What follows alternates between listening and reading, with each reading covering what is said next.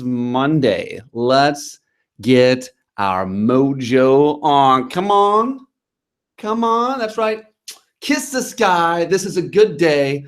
The sun's up.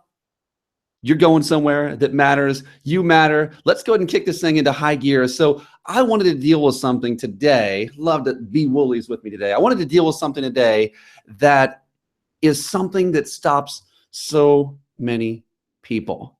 And it is a battle that's real.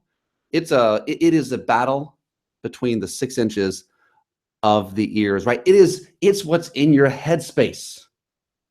And I would say this. I'm going to make this statement and really spend the next few minutes talking about it. The reason most people fail is because they don't understand the power of what resides in them. They don't understand the greatness of who they are. In our society, we really like to judge ourselves. We like to judge other people based on what we've accomplished. And that's great. It's just not where our value lies. And the problem is when we feel valued or valuable, we can do big things. When we feel unvaluable, we do small things. I heard a story about a man who really died in abject poverty. He had been homeless even a couple of times in his life.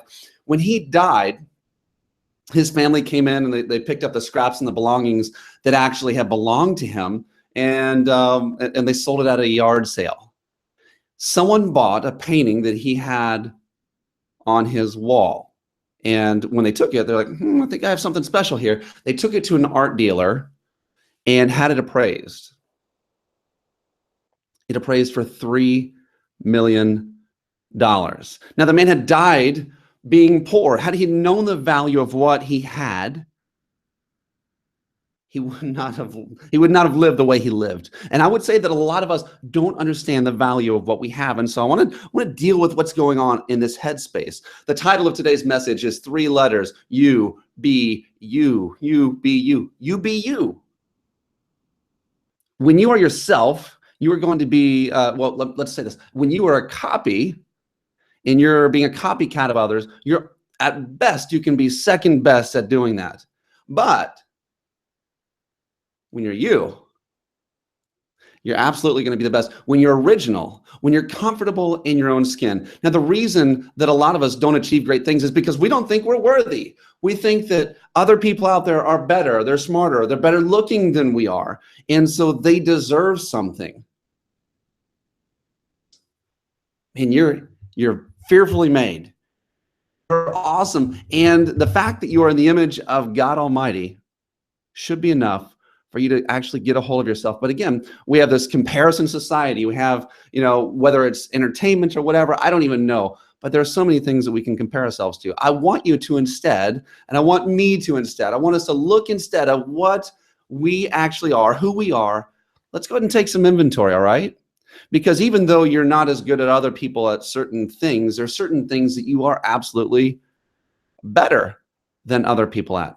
So today's practical, we want to get into your mind space. We want to get you to actually take an inventory and write out on a sheet of paper, right? Just like you would with any other asset or anything that you're investing in, or they call it a Franklin chart. They have the positives and the minuses. Let's go ahead and do away with the minuses for right now. And let's just do the positives. What are the positives?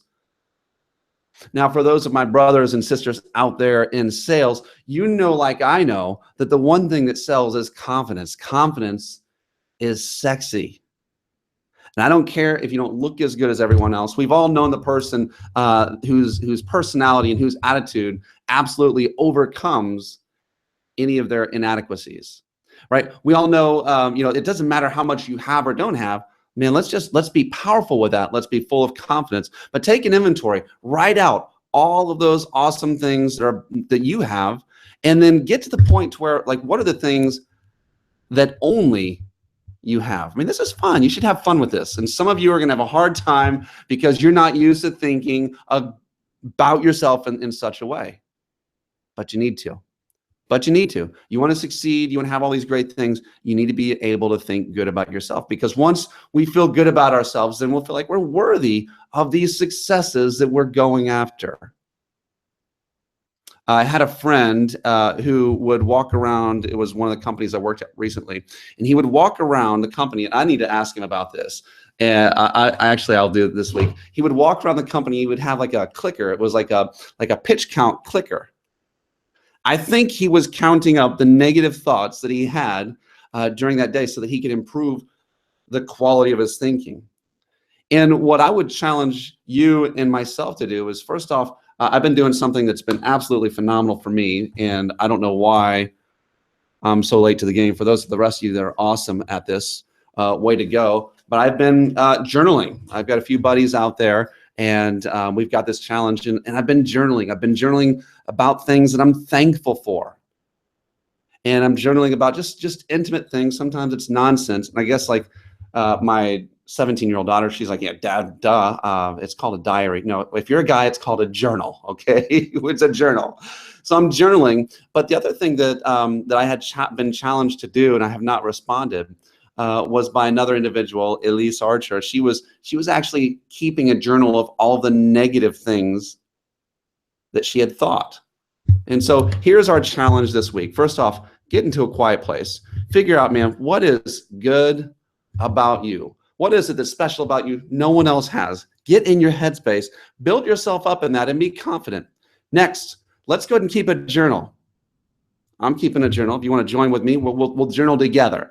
But we'll keep a journal of whatever's going on. But finally, this is going to be a powerful thing here. I want you to carry around a little pad of paper. I'm going to do it on note cards. So I have these little note cards. And so every time you have a negative thought, write it down. Write it down and hide it. Don't let anyone else see it. But write it down. Write that negative thought about yourself. Anytime you have a negative thought about yourself, write it down. And what we're going to do is at the end of the week or at the end of the day, we're going to shred that. We're going to burn it. We're going to get rid of it because that's not who you are.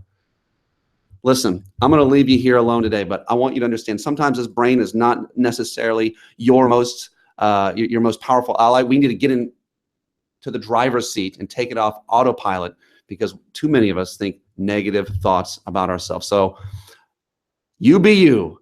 You be powerful. You are fearfully and wonderfully made. I'm going to leave you with this. I grew up in the carnival, not the circus, the carnival. And but I have this image, this thought. I've heard of the way a lion tamer, actually just read this in a book today. The way a lion tamer actually tames this ferocious 1,000-pound killing machine with daggers in its face is with a chair. So you've got a guy in a silly suit in a chair taming the king of beasts. I think you're the king of beasts. I think there's a roaring lion in you and in me. And what silly guy with a suit and a chair has put us in our place? I want you to think about that. Go this week. Be great. Be awesome, because that's what you are. Liven up, baby. Kiss the sky. It's Monday. Let's go crush it, guys.